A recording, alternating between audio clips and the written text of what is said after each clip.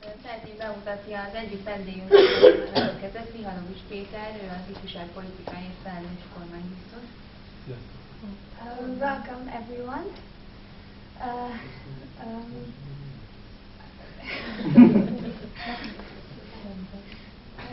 I would like to introduce you, Mihalovics Péter, the Ministerial Commissioner of Youth.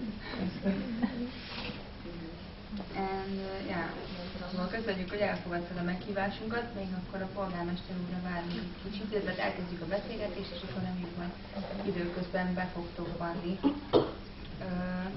Tehát ez a tábor, ahol most mi itt vagyunk, ez egy nemzetközi ifjúsági csere, amit a Legjobb, vagyok, Tehetségmentoráló program szervezett, és az... So this is an international youth program that the Legjobb, vagyok organization organized. Mi a 18-25 éves korosztállyal foglalkozunk, akiknek így a munkaerőpiaci integrációjával foglalkozunk. We are trying to support the youth between 18 and 25 years old. És erre a nemzetközi ifjúsági cserére azért gondoltunk, mert szeretnénk volna egy újítani a tevékenységünket, és ezért jelentkezünk a fiataloknál ezen programot erre.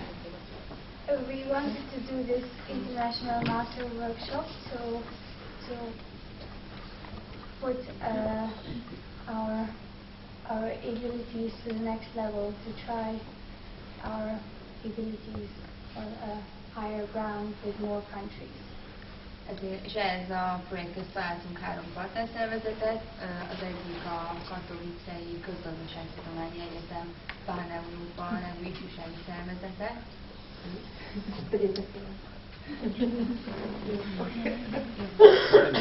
So we tried to connect with partners. The first one was the university from Katowice and the Pan-Europa organization. Illetve a Nyitrai Konstantin Filozófus Egyetem. The second partner was the Konstantin Philosophic University. Akinek most itt van az egyik tanáruk is, Ildi Koksánákova hátul. Jövök. Dékán helyettes is. Illetve a harmadik pedig a Babesbolyai Egyetem Kolozsvárban.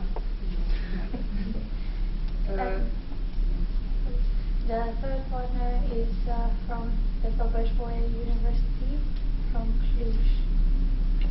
Tehát ebben a 10 napban most egy ilyen kutatás eredményeit dolgozunk fel, amit megelőzőleg csinált minden ország, amiben arra kérdeztünk rá munkavállalóktól, illetve munkaadóktól, hogy milyen kompetenciák kellnek egy fiatalnak ahhoz, hogy könnyebben el tudjon helyezkedni. We based the CAMS program on a survey that we did together, and we are trying to map out what competencies we need when we are trying to get a job. És amiért titeket ide meghívtunk, az pedig az volt, hogy szerettük volna megkérdezni olyan döntéshozókat ezekre a problémákra, amiket itt megfogalmazunk országspecifikusan, akik tényleg tudnak tenni is azért, hogy ezek a dolgok esetleg változzanak és kompetensek. We invited some prominent people because we wanted to ask what they think. So people who can do something about the situation. We wanted to ask them what they think about youth and their possibilities on the job market. És akkor szeretnénk kérni, hogy akkor mutatta azt az új nemzedék jövőjéért programot, amit elkészítettetek az előző másfél évben, számonatban, és akkor szerintem majd a szervezetek pedig majd utána elkezdnek megképviselni a híreket. Köszönöm szépen! Nagyon nagy szeretettel köszöntök mindenkit, én is a Legjobb vagyok táborban. I would like to especially welcome everyone in this camp. And hello. Azért fogadtam el külön szeretettel a mai meghívást, mert az én főnököm, Navracsics Tibor miniszterelnök helyettes úr, a közvetés igazságügyi minisztériumnak a vezetője, akinek egyik politikai vesszőparipája, vagy politikai zászlóshajó projekt a közép-kelet-európai együttműködés erősítése. Az új nemzedék programról pedig csak néhány mondatban szeretnék beszélni, mert nemrég még én is a tábor lakók között voltam, és emlékszem arra, hogy talán nem mindig annyira érdekes az, amikor egy magát okosnak képzelő politikus beszél órákon keresztül a saját programján. Sokkal érdekesebb lenne, amikor direkt kap kérdéseket Nagy Isten, és azokra a kérdésekre tud válaszolni, amik a hallgatóságot érdeklik.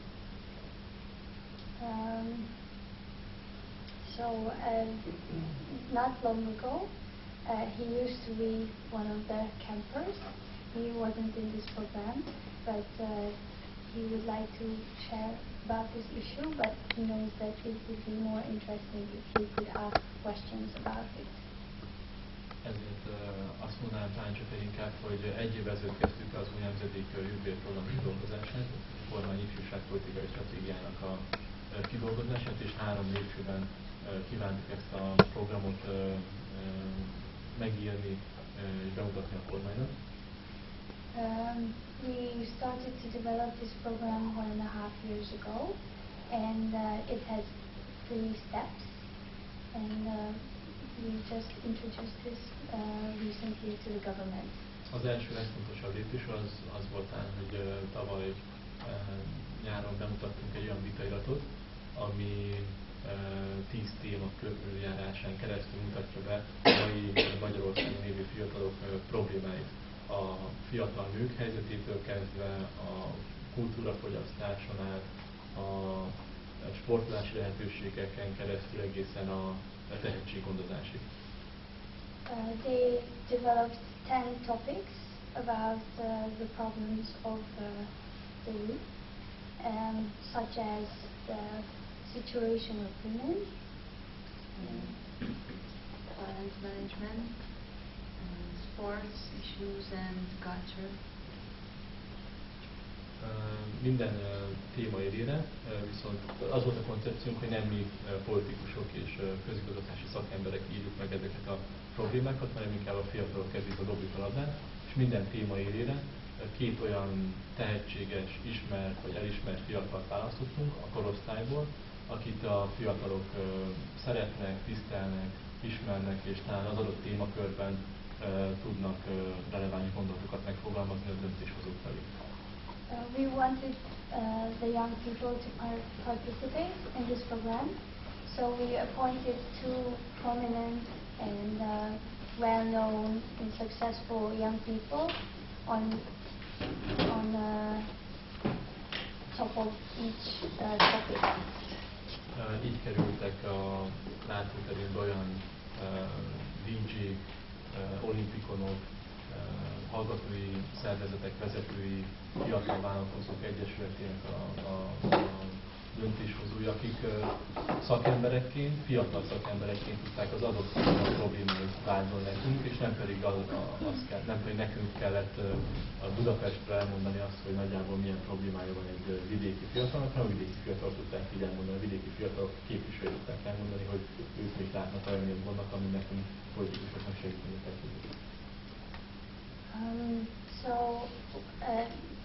That's how they found people like young entrepreneurs and DJs and young minds that could speak about the issues from their perspective, and that perspective was very real.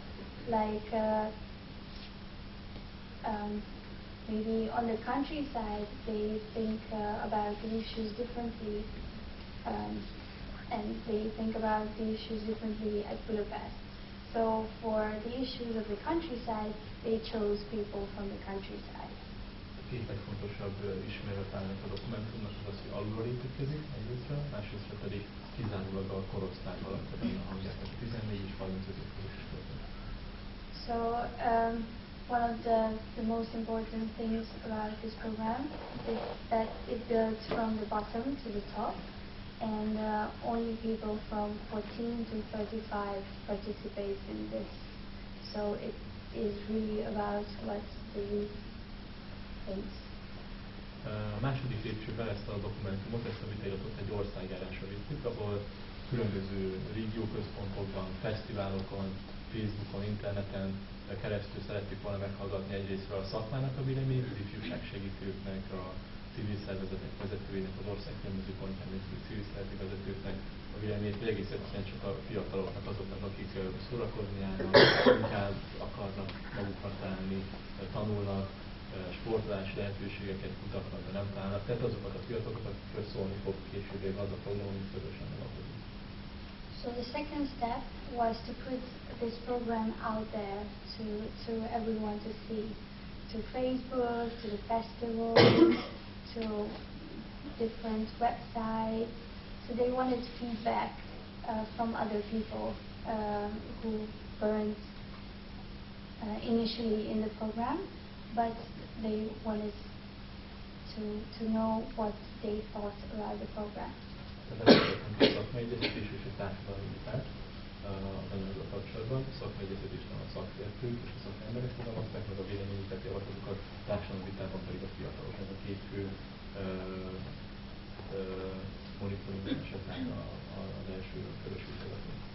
So first they developed this program with professionals, and then they asked the opinion of the public.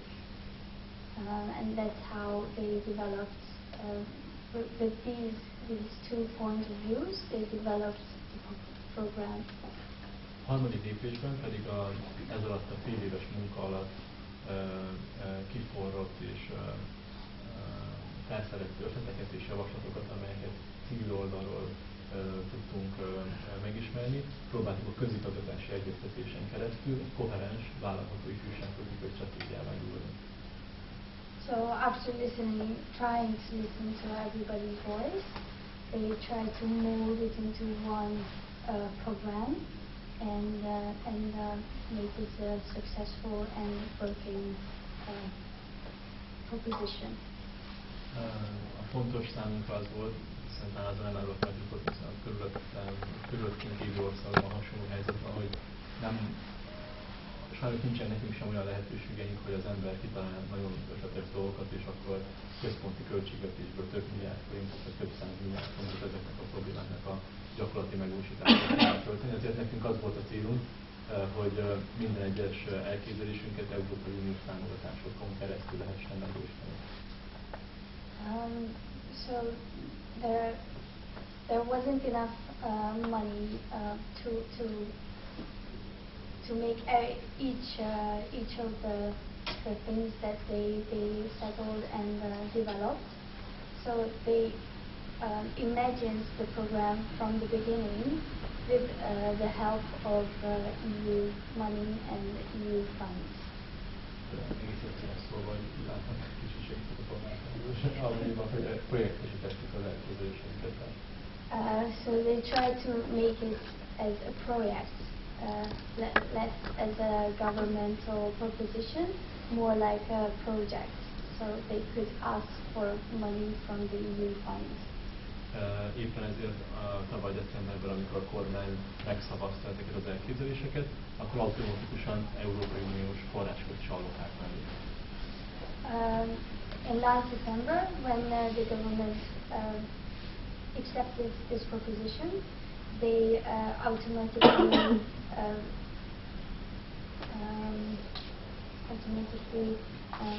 put away some money from the EU funds for this program. Akkor még pár mondatot mondjak nektek a programról magáról, hiszen ez inkább a folyamat volt, amit bemutattam meg, amire jutottunk a program elfogadásáig. So what we told you in the last few minutes was more about the process, how they developed this program.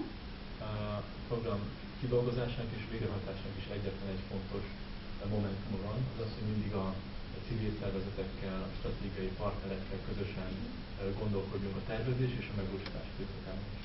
Ez a legfontosabb számunkra. So to make this program work in reality, they needed non-profit organizations. A tervezés és a megvalósítás időszakában segíteni. Non-profit organizations to help them in planning this program and also to execute this program. Ilyen például a Főhallgatói Önkormányzatok Országos Konferenciája, Fiatal Vállalkozók Szövetsége, Karrierizók Szövetsége. So, for example, young entrepreneurs association and Student organizations. Student organizations and student unions. Tehát a programban velük megfogalmazott beavatkozási területek közül 4-et említenék. Az egyik a karriertervezés, családalapítás, az állampolgárkodás és a stabilitás. So the most important topics are career management, family development, family planning,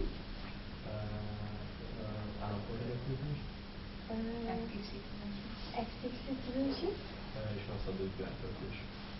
and using your free time.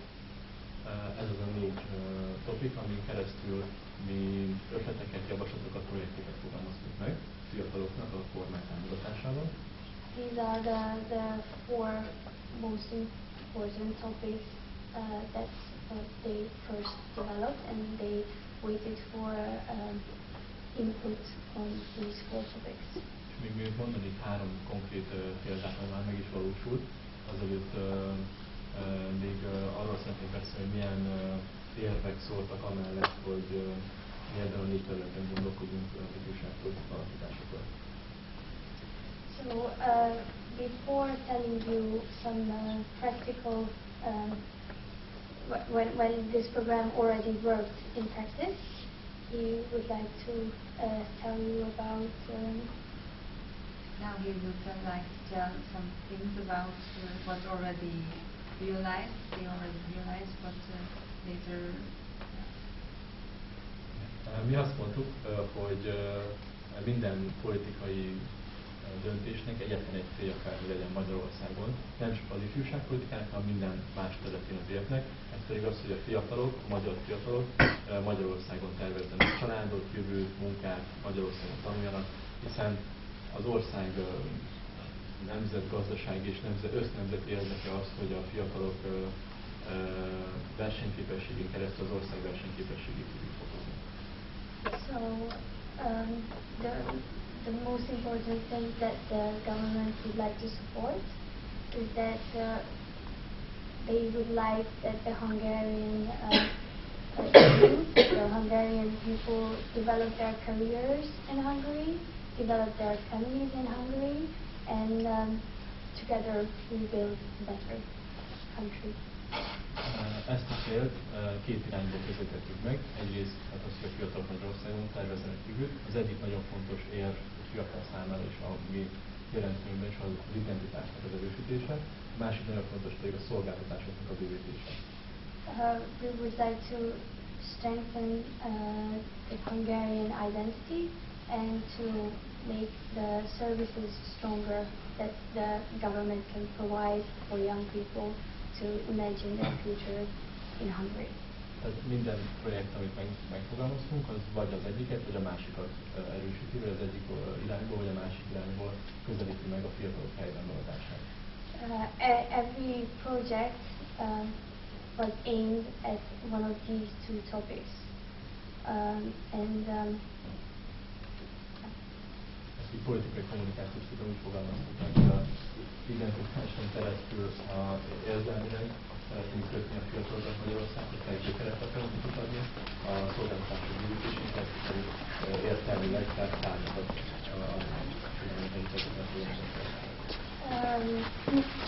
with developing their identity and their connection to Hungary, we would like to build on their feelings, the young people's feelings, And with strengthening the services, we would like to speak to their mind to stay hungry. Éppen ezért minden olyan elképzelés, amit a gyakorlatban át kívánunk ültetni, az valamelyik perspektíván keresztül tud hasznos lenni a fiatalok számára. So every step they made will be useful in one of these topics. Mondok egy konkrét példát, amin keresztül talán érezni fogják a jelenlévők, gondolok. Az új nemzedék programban fogalmaztuk meg egy új egységes kártярendszeren belüli diákigazolványok a kibocsátása iránti igényt. In this new generation program, first, one of the practical uses of this program is that they issued a new globalized student card. A kormánynak az volt a célkitűzése, hogy nem egyszerűen egy kártyát kell adni a fiataloknak kezébe, ami mögött igazából nincs tartalom, hanem igenis fel kell tudnia tölteni olyan kedvezményekkel, amin keresztül kinyílik a kapu Európára, amivel keresztül a szolgáltatások bővítésén át a fiatalok érezhetik azt, meg érthetik azt, hogy nekik megéri Magyarországon fiatalnak lenni, hiszen gondoskodik róluk az állam, vagy gondoskodik róluk a hazán. So they wanted to issue a card that wasn't just a card or a fancy something. They wanted to fill it with services. They wanted to fill it with substance that would connect the students with other European countries and would provide them with services that are really useful. Éppen ezért a kormány felvásárolt 3 olyan céget is, ami amúgy nemzetközi diákigazolvány kibocsátásban motorozott. The government bought 3 companies that were issuing these cards, and to make issuing these cards easier. És azokat a kedvezményeket, amelyeket ezen a 3 kártyarendszeren keresztül amúgy plusz pénzek kiadása mellett tudtak volna érvényesíteni a diákok, azokat integrálta, egységesítette a diákigazolványról. Tehát, aki jövő szeptembertől kap diákigazolványt, az olyan, mintha egyszerre 4 igazolványt megvásárolna magához a piacról, és minden olyan kedvezményt, amit amúgy korábban pénzért tudott volna csak plusz költségek, plusz igazolvány és plusz fénykép, minden plusz regisztráció után érvényesíteni, az neki alapból alanyjogon jár, most már az úgy igazolványon, és ezen keresztül Európában több mint azt hiszem 6 vagy 7 ezer helyen tudja érvényesíteni ezeket a kedvezményeket szállásoknál, utazásnál, múzeumban belépőknél, részletésnél, olyan helyzetben, amiben fiatal gyakorlatilag. So before buying these companies, if we wanted a student card, and with that student card, the possibilities that they offered, we had to buy it. And now that the government bought these companies, we can get them for free. So the services they provided before now are there for us for free. So if you go to university from next September, you will get this card free with 4 different companies' services. And these services are like when you go to another European country and you can get cheaper accommodation, or you can go into museums or theater for less money. Tehát ez egy jó példa arra, hogy hogyan szeretnénk bővíteni a szolgáltatásokat a tekintetében az ifjúság számára. Másik példa, amit meg szeretnék mondani, az pedig az identitás erősítését célozza meg inkább. The second practical aspect of this proposition will be about the strengthening the identity of Hungarian people.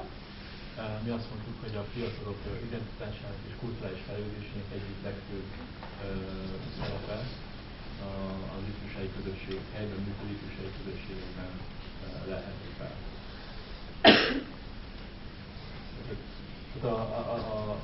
A helyi ifjúsági civil szervezetek nagy szerepet játszanak abban, hogy a helyi fiatalok helyben gondolkodjanak, jövőtervezést volt helyben, próbáljanak meg akármilyen munkában, családban vagy szórakozásban. So local student organizations are very important in the life of young people and in modifying their thoughts about staying in Hungary or imagining their future in Hungary. Tehát nagyon nagy szerepet kormány, nagyon nagy hangsúlyt kell fektetni arra, hogy a vidéki kis vagy még kisebb településeken élő és működő aktív ifjúsági szervezeteket akár működésében, akár programtervezésben tudja támogatni anyagilag. The government needs to support all these student organizations, especially on the countryside, but also on the first. Éppen ezért with financial aid. Éppen ezért miután tavaly elfogadta a kormány az új nemzedék jövőjéért, amiben leírtuk azt, hogy erre nagy szükség van. Az idén a Nemzeti Együttműködési Alapból több mint fél milliárd forint, az kifejezetten vidéki kis települések vagy apró falvak, kisvárosok szerves részét képző ifjúsági szervezetek támogatására kell, hogy fordítódjon. So one of the success stories of this program is that in the last year, 500 million Hungarian forints were sent to little towns and villages on the countryside. Ez pedig talán az a perspektíva, amin keresztül szeretnénk elérni azt, hogy a fiatalok érzelmileg is kötődjenek a közösséghez, a szűkebb vagy tágabb környezetükhez. That's the perspective that the government would like to show to young people. Számos ilyen program és projekt van még nyilvánvalóan az nemzedék program megvalósításában. Of course, there are more programs like this, more practical tasks that they develop. Aminek a végrehajtását így napról napra különböző partnerszervezetekkel közösen kívánjuk a gyakorlatba átültetni. And they are trying to develop these programs every single day, step by step. És nagyon bízunk abban, hogy nyilván nem csodákat várunk a programtól, de egész egyszerűen az eredményét mérni szeretnénk, és mérnünk is kell. Azért különösen fontos számunkra, hogy ezeket az Európai Uniós forrásból valósítjuk meg, mert ott van egyfajta kötelezettség is, hogy különböző indikátorokon keresztül mérjük ezeket a programoknak a hasznosságát és a céljait. We have no illusions about this program, but we hope that the success of this program will be measurable, and especially because it's supported with EU money, so we need to show results. Mi ezeken az apró, már nagyobb programokon keresztül egyetlen egy gondolatot szeretnénk elültetni a fiataloknak a gondolatvilágába, ami pedig nagyon egyszerűen úgy hangzik, hogy azt érezzék ma Magyarországon a fiatalok, hogy törődni kell a hazájukkal, mert érezhetik azt, hogy a hazájuk is törődik velük. Ez egy gondolatot, ez egy érzést szeretnénk valahogy közvetíteni a programon keresztül a fiataloknak, és azt gondolom, hogy ez minden probléma megoldásának a kulcsa. If there is one thought that this program represents, is that the young people should care about their country because they should feel that their country cares about them. Tehát minden cél talán ebben az egy mondatban fogalmazható meg, és utána nem is húznám tovább az időt, és inkább azt mondom, hogy érdemes az átfejl a kérdésekre, mert utána az még ennél is izgalmasabb lehet mindenki számára. So this was the main aim of this program, and this is the main thing that the government would like to show to young people, and we would like to thank you for your attention, and we opened up this circle for questions. Szeretnék akkor köszönteni a másik vendégünket, Tömör Istvánt, aki a Balatonkenese és Kenese polgármestere. Köszönjük szépen!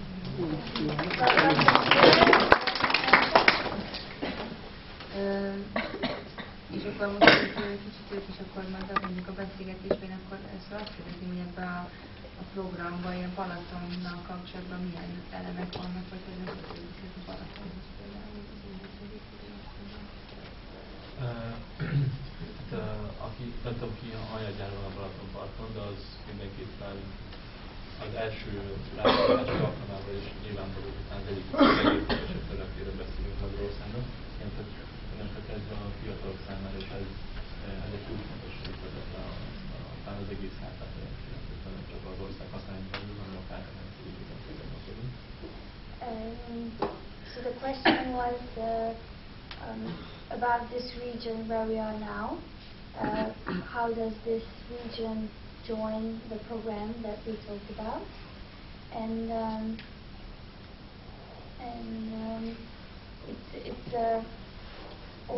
it's an important region.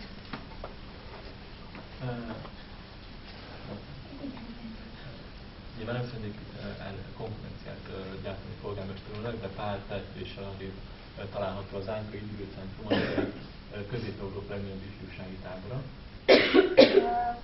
A few villages away or cities away, there is a huge camp that used to be very famous, and now they are working on renewing it and make it a very nice place again.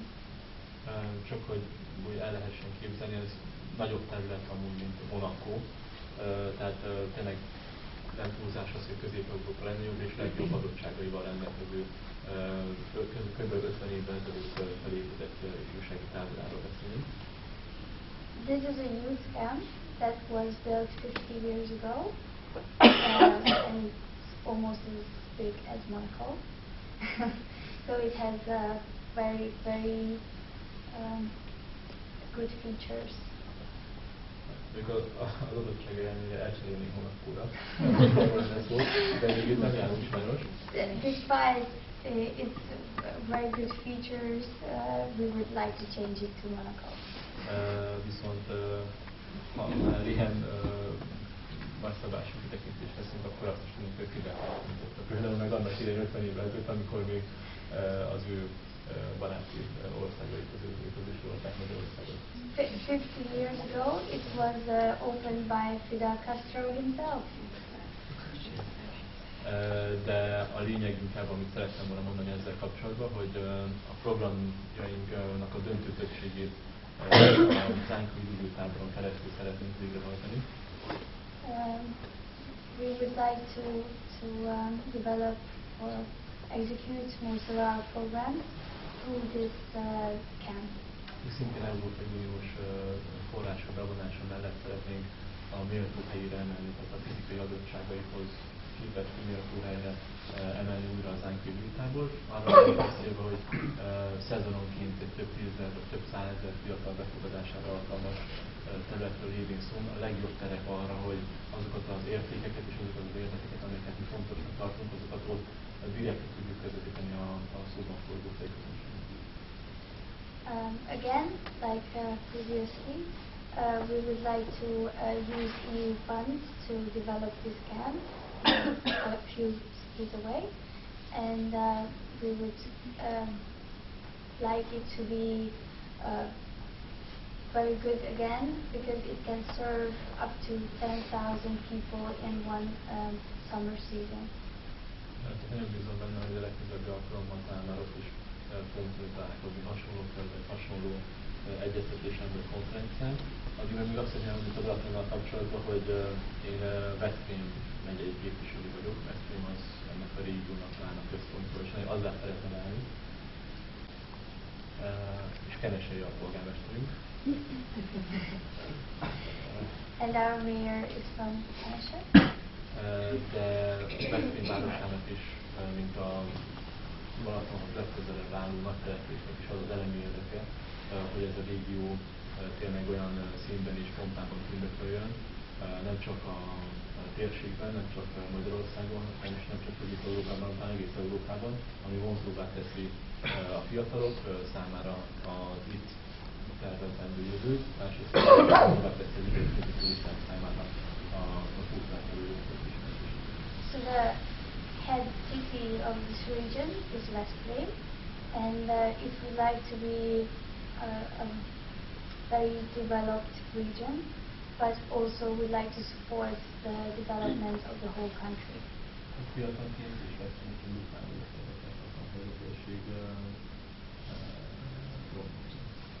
So as a young person himself, and being from Veszprém, the head of this county, he is double as motivated to develop the region and the country.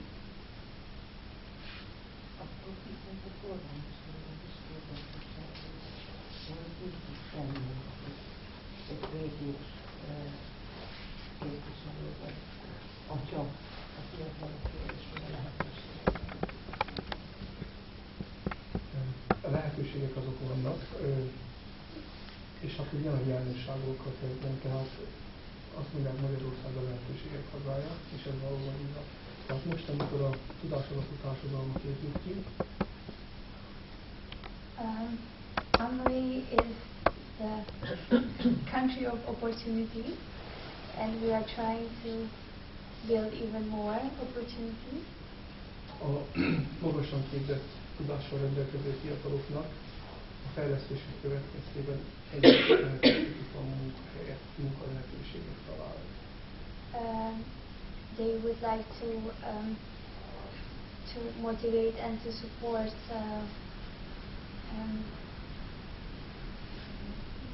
highly educated people to have even more opportunities that they have now. Természetesen ezzel kapcsolatban tudomásul kell venni azt, hogy a Balaton egy turisztikai célpont, és sajnos jó esetben egy 3 hónap, ami alatt nyáron üzemel úgy teljes kapacitással, majd térre visszafutódik, elcsendesedik, ez pedig erősen befolyásolja a munkaerőpiaci helyzetet. So this region depends very much on Lake Balaton, which means that its highest point is at summer.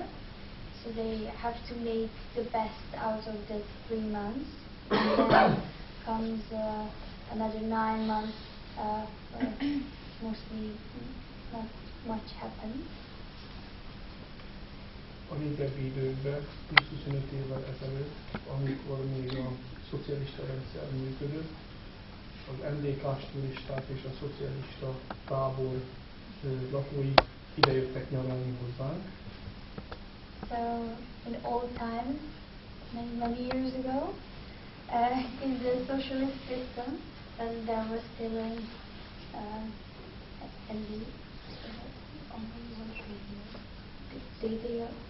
DDR, the German tourists all came here to meet with their friends and relatives from the other side of the wall, and it was the high point of this region because so many people came here. De az utóbbi időben ez a piac átrendeződött, tehát politikailag és gazdaságilag is. But in the last few years, this of course changed, and this changed the economy of the region and the politics of the region. És az egész Balatonparttal a világgal, a nyugati világgal kell felvennünk a versenyt, Spanyolországgal, Oroszországgal, Franciaországgal.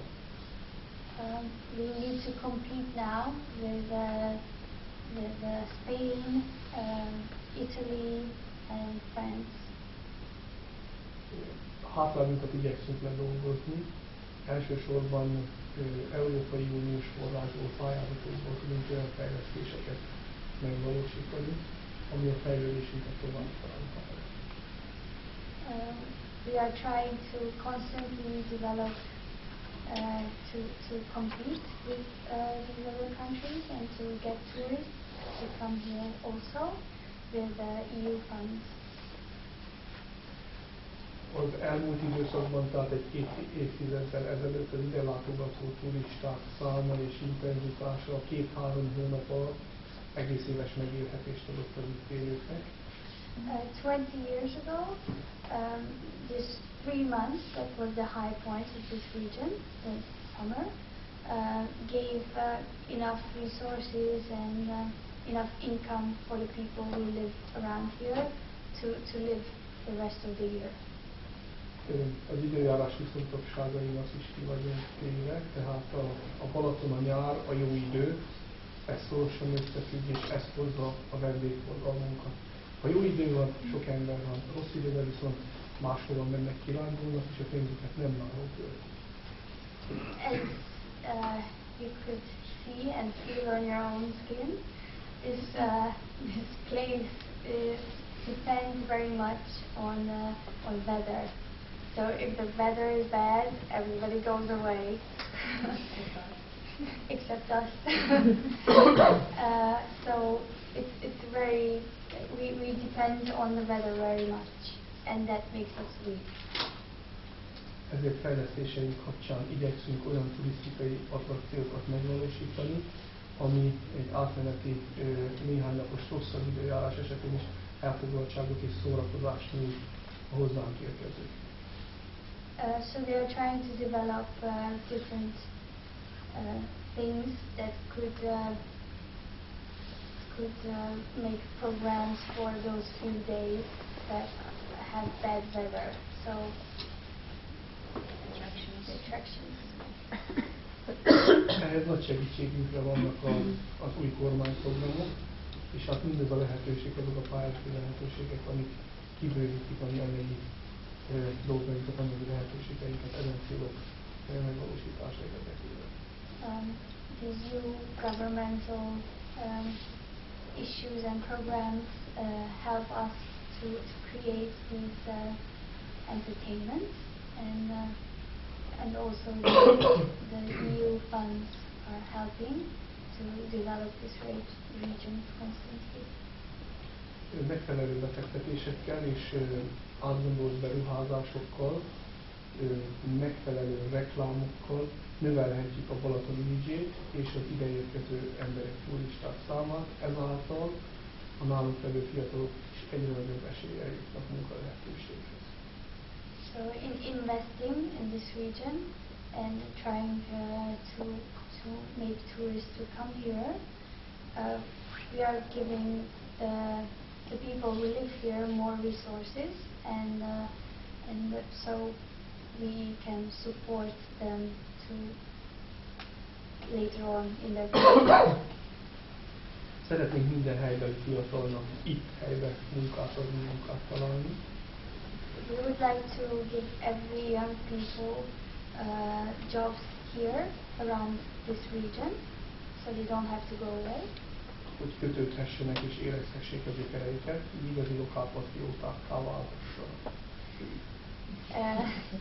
To develop their roots here and to think about themselves as people coming from here and to make them local patriots. Fontos ez számunkra, de sajnos nem minden esetben tudunk ennek eleget tenni, így fiataljaink egy része a közeli városokba, a közeli településekkel jár el dolgozni. Lévén a Balatonparton nincs iparterület, pont az üdülő turizmus miatt.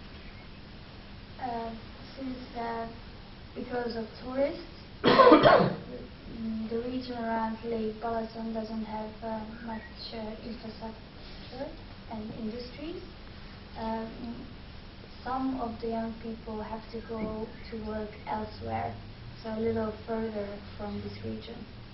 És hát álló gondolatként, amivel kezdtem, és bízom a további beruházásokban, ami egyre jobb lehetőséget teremtett a fiataloknak és az itt élőknek is.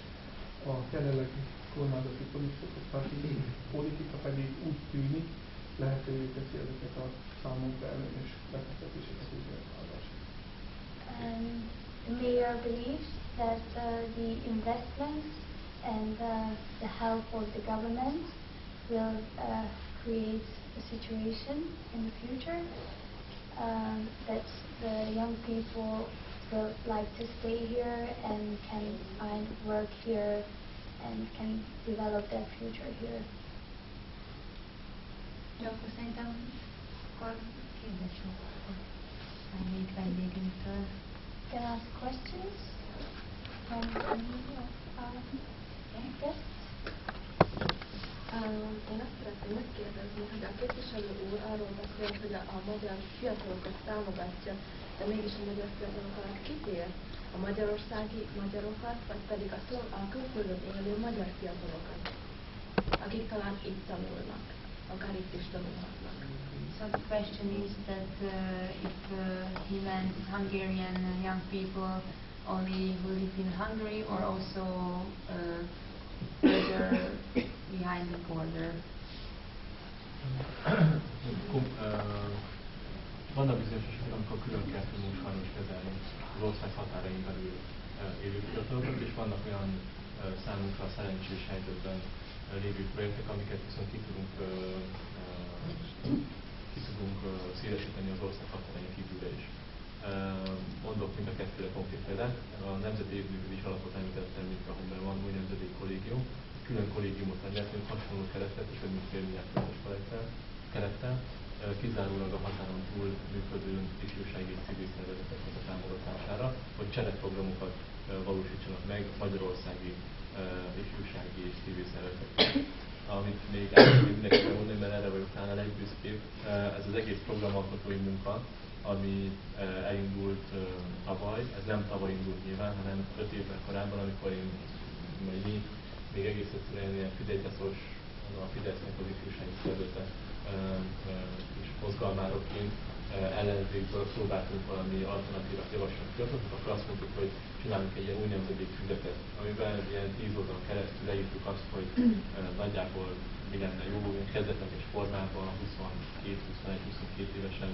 És annak az egyik legfőbb pontja, de tényleg kezdetleges formában annyi volt, hogy azt szeretnénk elérni határon politika tekintetében, hogy kötelező legyen a 14-18 év közötti középoktatási intézményben tanuló fiatalok számára azt, hogy legalább egyszer a 4 év alatt eljussanak a Kárpát-medence valamelyik régiójába, hogy testközelből érezzék azt, hogy igazából Magyarország határai sajnos nem ott vannak, ahol igazából lenni kellene, és ezt egy fiatal úgy tudja leginkább felfogni, hogy elmegy, utazik 800 km-t és átdöbben arra, hogy már rég elhagyta a magyar határ, de még mindig magyarul beszél.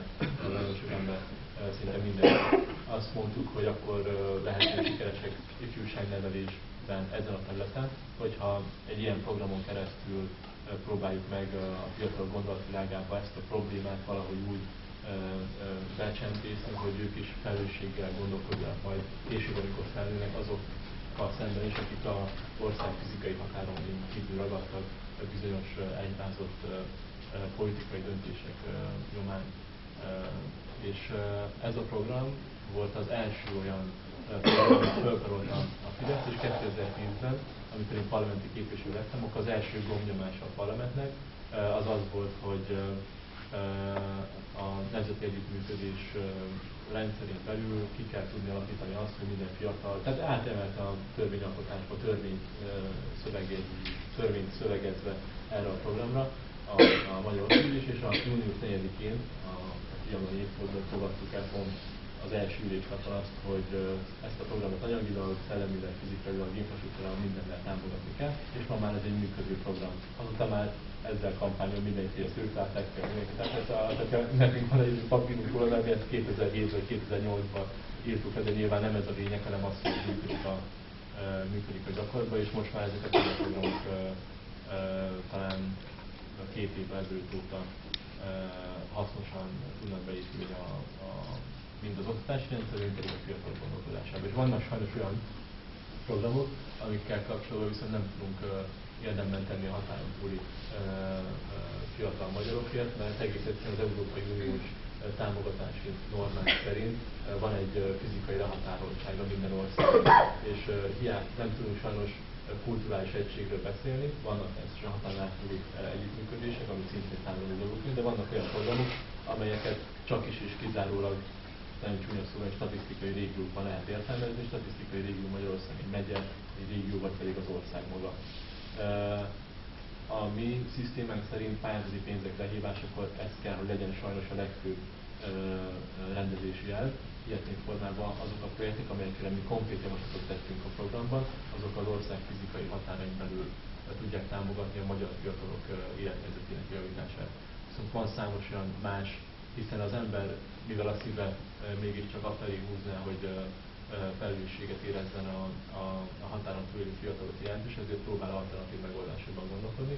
Éppen ezért mi most a cserkészet támogatását tűztük ki fő célul. A cserkész mozgalomtán az, ami a Kárpát-medencébe egységesen tudja képviselni azokat az érdekeket és értékeket, amelyek mind a Magyarországon, mind pedig a határon túl élő fiatalok számára egyformán fontosak, és így generáltunk egy olyan programot az Európai Uniós támogatás rendszerén belül, egy olyan támogatott projektet, ami több mint 1,5 milliárd forintot ad a cserkészeknek infrastruktúra fejlesztésre, azzal a kitétellel, hogy ezt az infrastruktúrát bocsáss rendelkezésre a határon túl cserkészmozgalmak, a határon túl működő cserkészmozgalmak számára is. Tehát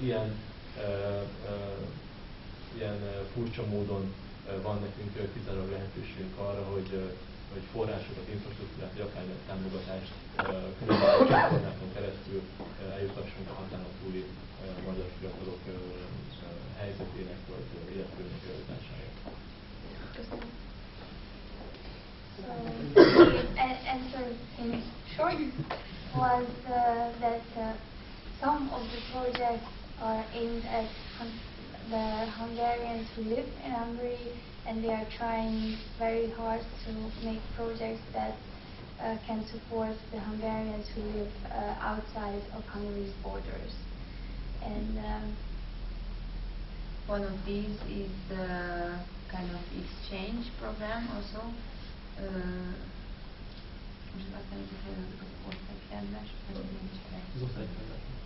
So Hungarian people who live in Hungary between 14 and 18 years old, they can go to either Romania or Slovakia or Serbia to visit those Hungarian people who live there.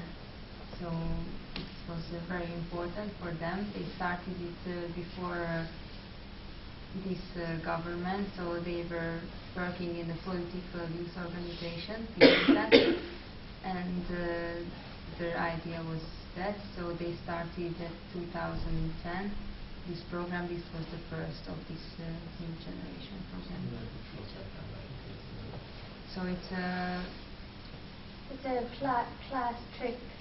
So imagine that you are on a class trip and you go 800 miles and you still meet people who speak Hungarian. That was the idea behind this project.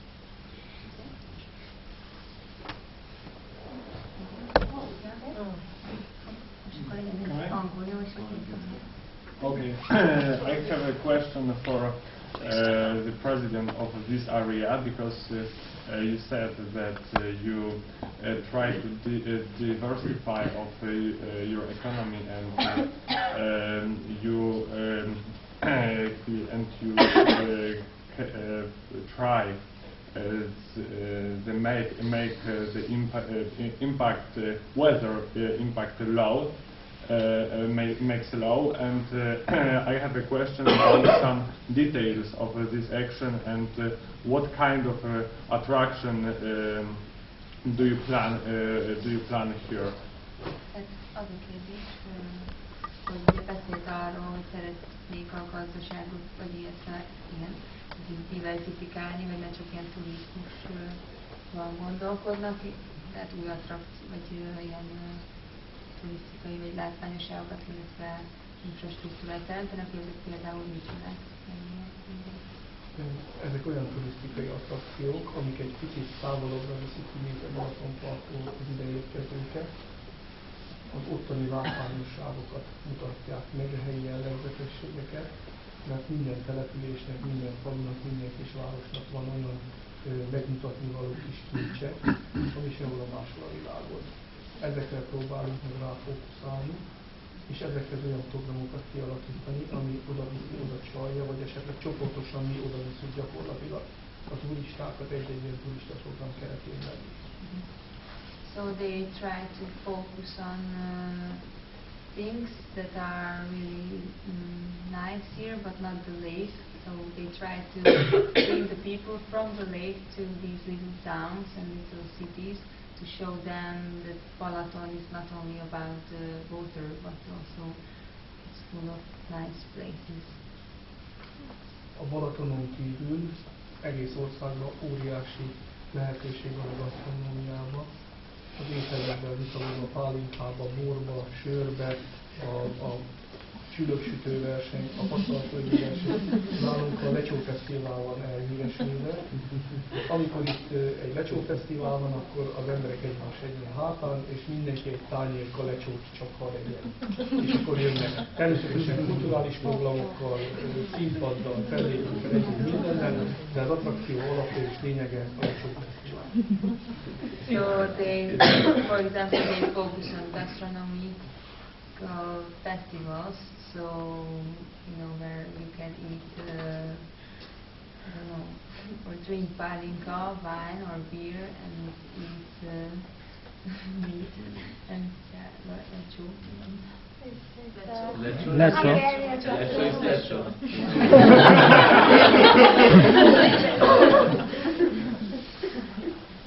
So these festivals are really crowded and people really like them. És hát ezeket a legegyszerűbb és legkézenfogható eszközöket próbáljuk meg bevonni és fejleszteni, pont azért, mert anyagi lehetőségeink is korlátozottak, egyébként pedig az ideérkezők is ilyen irányba kívánnak elmozdulni, mert hogyha egy nagyon minőségi turizmus szeretnének, akkor nem biztos, hogy ide jönnek a Balatonpartra, legalábbis nem keresére. Elmennek Balatonfüredre, de az már más átfekvés, illetve akkor nem a Balatont válasszák és Magyarországot, hanem Horvátország, Franciaország, kinek mint a pénztárcára. So they try to focus on these things because, for example, you know, they are also competing with each other around Lake Balaton, so the towns, there are more expensive towns that are next to the lake, but they also have to compete with the international market, so many people don't come to the Balaton, but then they go further. Igyekszünk azt a réteget magunkhoz vonzani, akiknek a fizető képessége ezt még megengedi. So they try to attract the people here who can still pay for this.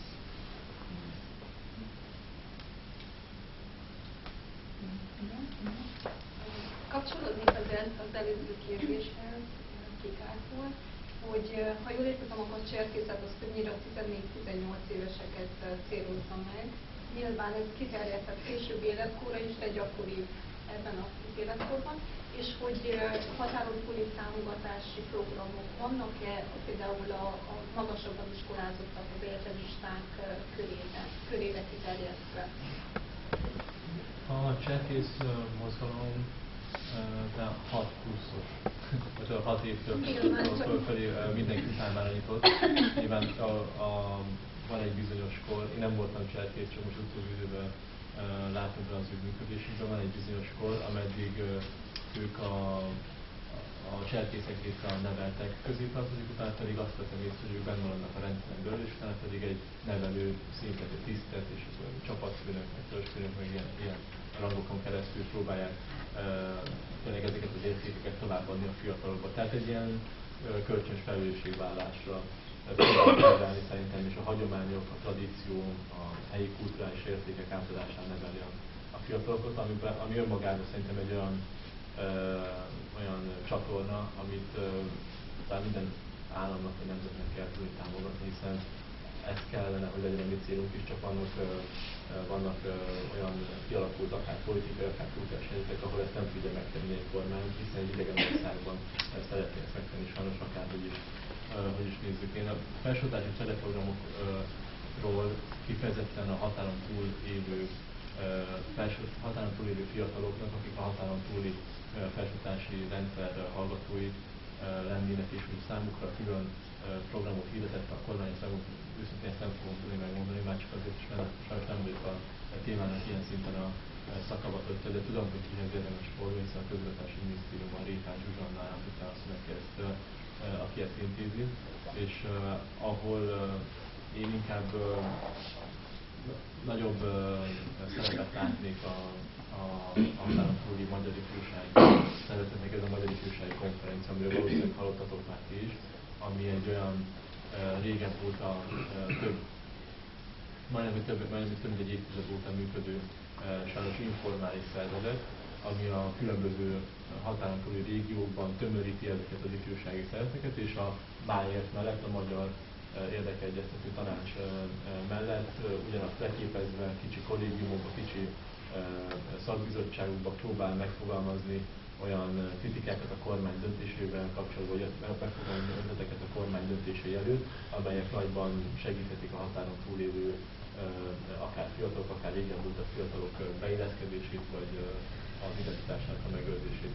Ugyanezt a rendszert támogatjuk mi kicsiben, tehát a Magyar Ifjúsági Konferencia és minden olyan forrás, minden olyan segítséget megkap tőlünk, amit megkaphat. Az egyedüli probléma szintén a státusza, hiszen, mint ezt az előbb is említettem, sajnos egy csomó olyan forrásból zárja ki magát azáltal, hogy nem tud sajnos konkrét egyesületté formálódni, ami viszont elengedhetetlen lenne a hosszú távú stabil működésért. Tehát mi pont azon vagyunk, azon voltunk az elmúlt fél évben, hogy úgy hidaljuk át ezeket a jogi problémákat, hogy ők is megkaphassák azokat a jogokat és lehetőségeket, amelyek megilletik őket, és be tudjanak szólni azokban a döntésekben, amelyeknek döntő többségben az ő életüket is befolyásolják annak ellenére, hogy a határon túl élnek. Viszont azt látom, hogy az esetek döntő többségében ezek a kérdések, ezek mögött a kérdések mögött, ezek mögött a válaszok mögött nincs konszenzus egy adott régión belül sem. Tehát nagyon sokszor látom a ifjúsági konferencián belül is már sajnos azt, amit a nagypolitikák után tapasztalhat más szinten az ember, hogy ti a felvidéki régióban éltek. Nem, Erdély. Erdély, bocsánat. Erdélyben hasonló helyzet, főleg most a prefektusokat visszahívták, és ott sincs sajnos egy egységes erdélyi álláspont. Hiszen a legnagyobb probléma akármelyik régió érdekképviseletében, mind Magyarországi érdekképviseletében, mind pedig a tagállam érdekképviseleti rendszerében az, hogy nincs egy egységes álláspont. És nyilván a helyi politikai elitnek az az érdeke, hogy a lehető leginkább törje meg ezt az egységet, és a lehető legszilárdosabbra verje szét azt a formálódó átszövetséget, amit el tudna állni egy helyben élő kisebbség mögött. Amit én mindig tanácsolni szoktam a ifjúsági konferencia különböző régióban érkezett fiatalok számára, az az, hogy ne kövessék az elődeik nyomát abban a szempontból, hogy már kicsiben, fiatalon ugyanazokat a gyakran személyes ellentétekből fakadó érdekellentétet honosítsák meg, ami később a totál kudarc politikája irányába veszi az egész döntéseket. Én azt mondtam nekik, hogy a legnehezebb dolog nyilván önmagukkal konszenzusra jutni, de csak akkor lépjenek a nyilvánosság elé, hogyha van valami olyan egységes álláspont, ami mögé fel tudnak sorakozni, de egyrészt a magyar kormány is akkor tud nekik segíteni, vagy akkor tudnak hatékonyak lenni abban az országban is érdekvédelmi szervként, ahol éppen próbálják a kulturális közösség érdekeit védeni.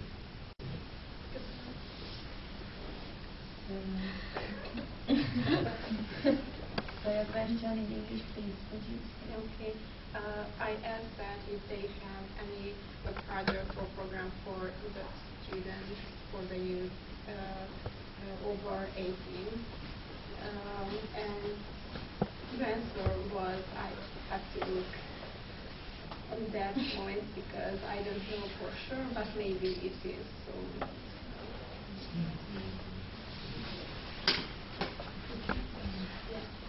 Yes, in the Carpathian Basin, not in Hungary, but for Hungarians out of the border. Okay. Még egy kérdés belefér is akkor.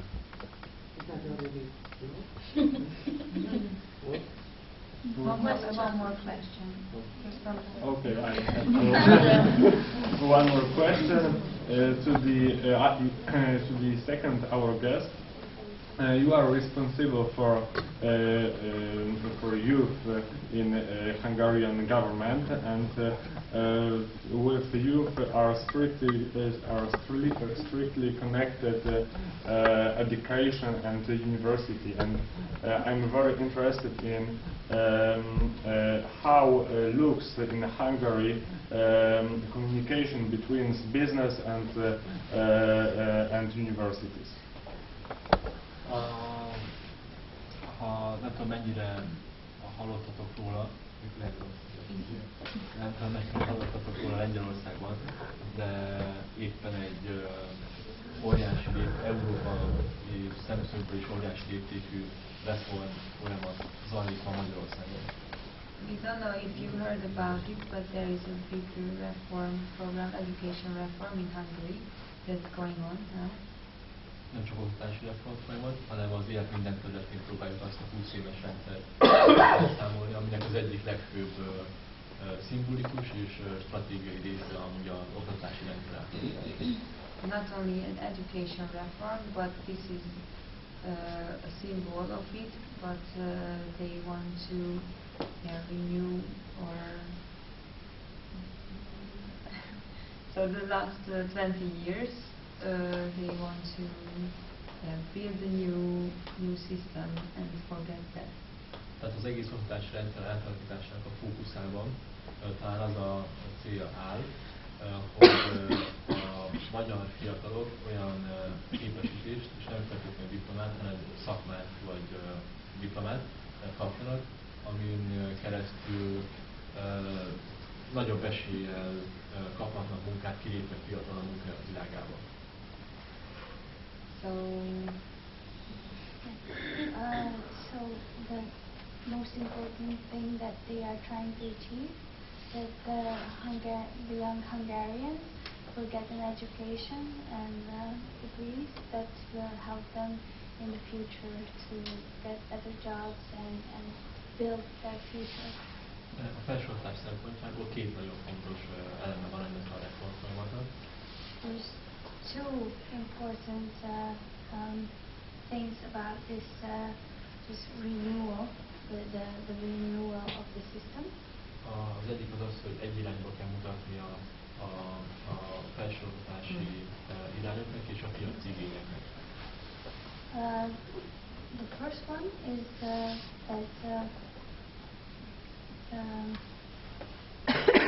what the market expects from young people and what the higher education can provide to students should come together.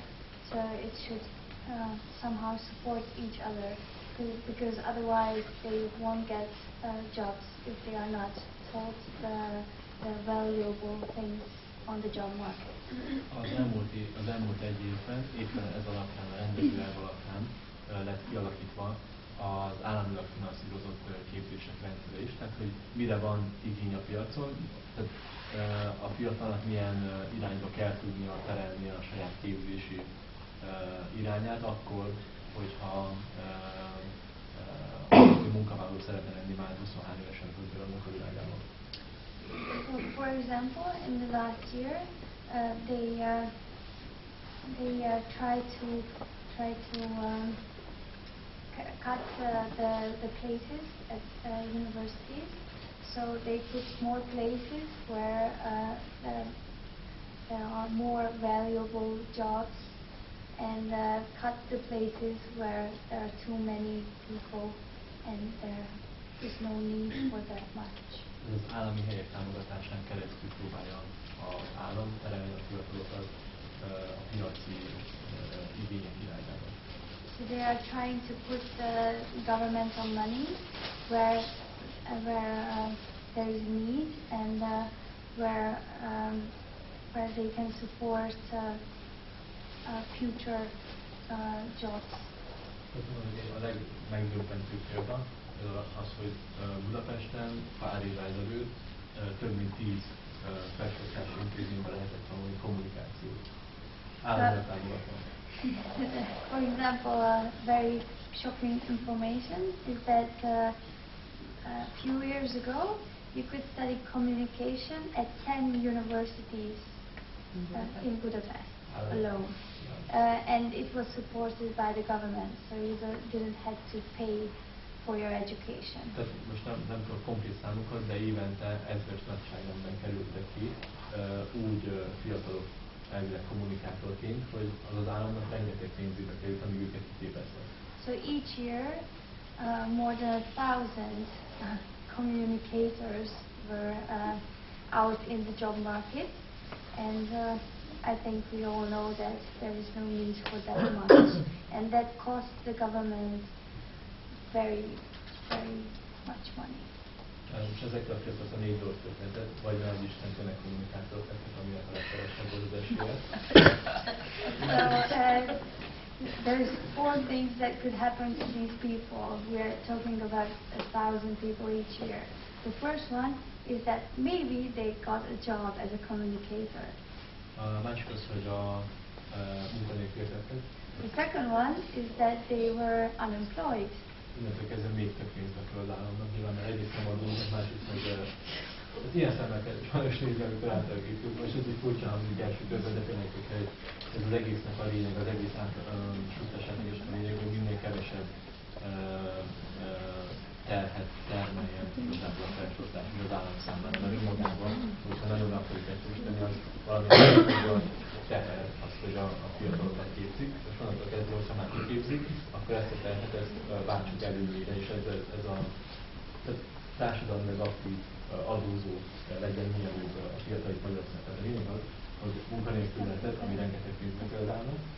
So if they were jobless, they were on the job market and they couldn't find a job, that meant that they cost the government even more money after education, and they didn't pay taxes, so that means that they didn't pay anything back. The third option was that they had a job, but it wasn't even on the same level what they knew. Which is kind of a disappointment for a young person to, I don't know, for example, work in McDonald's when you have a degree in communication.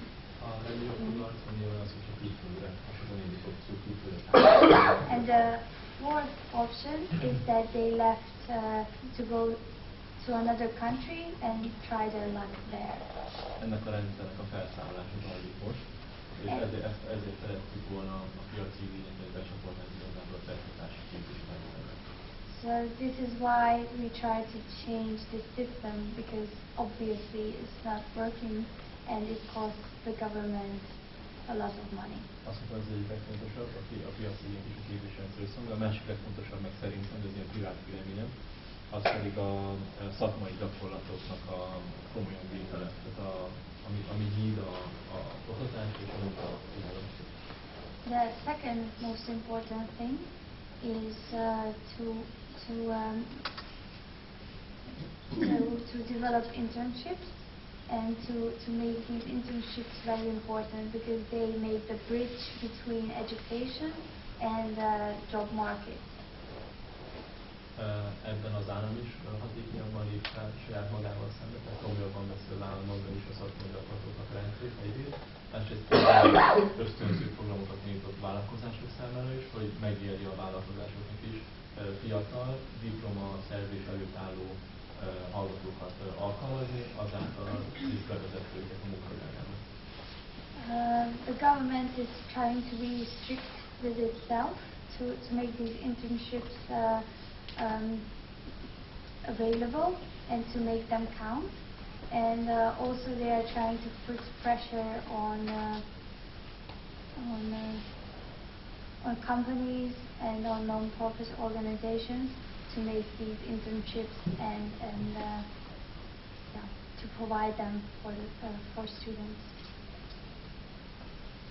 Köszönjük szépen! A szlovák vendégeinknek a Nemzeti Estéren szeretnénk most felkészülési időt biztosítani, mert a táborunknak a része, hogy minden nemzet tart egy folytatva a hagyományra is. You have to see a munkavendégeinket, hogy voltak.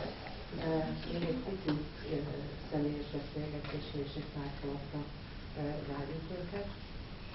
És nagyon szépen köszönjük, hogy ilyen aktívan részt vettetek ebben a beszélgetésben is, és remélem, hogy visztek el innen magatokkal valamit. Thank you for your attention, and we hope that you bring something with you from this discussion.